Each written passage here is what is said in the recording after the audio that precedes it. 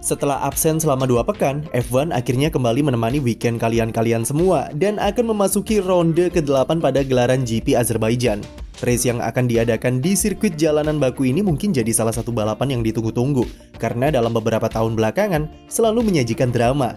Hal itu ditambah dengan peta persaingan pembalap dan tim yang semakin rame setelah GP Monaco. Tentu menambah bumbu-bumbu persaingan yang akan membuat balapan lebih menarik. Dan seperti biasa, di video kali ini kami akan menyajikan beberapa poin preview yang bisa kami bahas sebelum kalian menonton GP Azerbaijan akhir pekan nanti. Simak sampai habis videonya. Walaupun sempat dicap sebagai sirkuit membosankan pada balapan debutnya di musim 2016, tapi setelah itu, sirkuit Baku ternyata mampu menghadirkan race yang seru dan seringkali menghadirkan drama-drama tidak terduga. Seperti pada musim 2017, ketika balapan berlangsung chaos dengan rangkaian insiden senggolan antar pembalap, lalu memanasnya tensi Vettel serta Hamilton dan red flag yang makin menambah kacau jalannya balapan, serta podium yang tidak terduga dengan Ricciardo sebagai pemenang, serta Lance Stroll raih podium perdana di F1. Tahun 2018, ada insiden saling seruduk antara dua pembalap tim Red Bull dan drama menjelang akhir balapan saat ban Valtteri Bottas yang pecah membuatnya gagal raih kemenangan yang sudah di depan mata. Dan yang terbaru, tentu kita masih ingat apa yang terjadi di GP Azerbaijan tahun lalu. Dimulai dari insiden pecah ban Max Verstappen di lurusan start-finish yang memicu red flag di akhir balapan yang cuma menyisakan 1 lap saja. Ketika restart, Lewis Hamilton yang sudah ada di posisi ideal untuk mencuri poin dari rivalnya malah bablas di tikungan pertama karena lupa men-setting ulang magic button atau pengaturan rem yang ia gunakan ketika formation lap. Sergio Perez akhirnya berhasil keluar sebagai pemenang dengan Sebastian Vettel finish di posisi kedua serta Pierre Gasly di tempat ketiga. Musim ini, drama-drama seperti itu mungkin saja terulang kembali, apalagi dengan mobil musim 2022 yang lebih mudah untuk menempel pembalap di depannya. Maka duel-duel seru atau saling balas overtaking diharapkan bisa terjadi.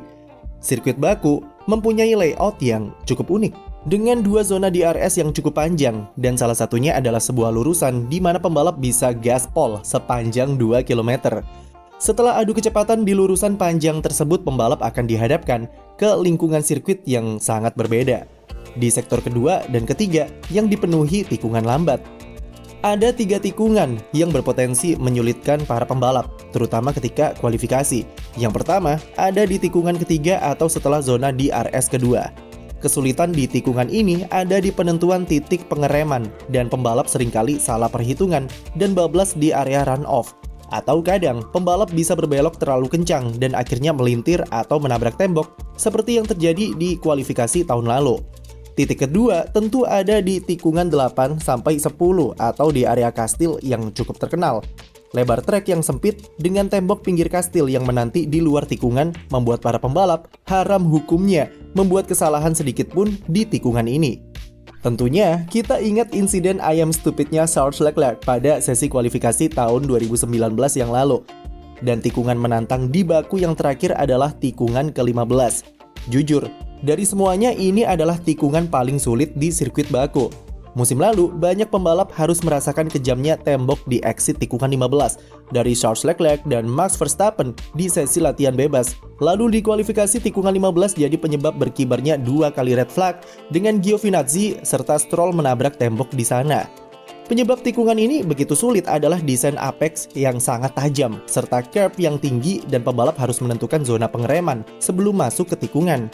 Hal itu dipersulit dengan kontur sirkuit di exit tikungan yang menurun dan membuat pembalap harus berhati-hati dalam mengatur gas serta kecepatan supaya tidak alami oversteer. Kesalahan sedikit saja, maka tembok sudah menanti di pinggir tikungan. Selain skill pembalap, kemampuan tim juga diuji untuk memberikan settingan mobil terbaik. Mereka harus pintar-pintar dalam membuat setup mobil karena perbedaan karakteristik sirkuit di mana di sektor pertama ada lurusan yang sangat panjang dan sisanya adalah tikungan lambat.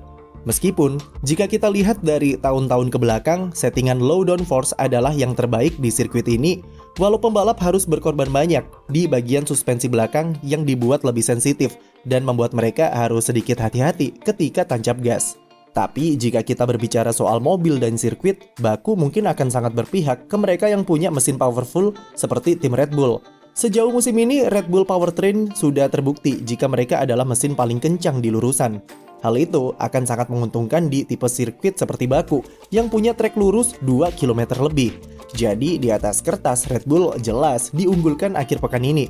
Yang patut jadi perhatian adalah Sergio Perez yang sedang ada dalam tren yang bagus setelah performa gemilangnya di Monaco dan ia punya track record bagus di Baku.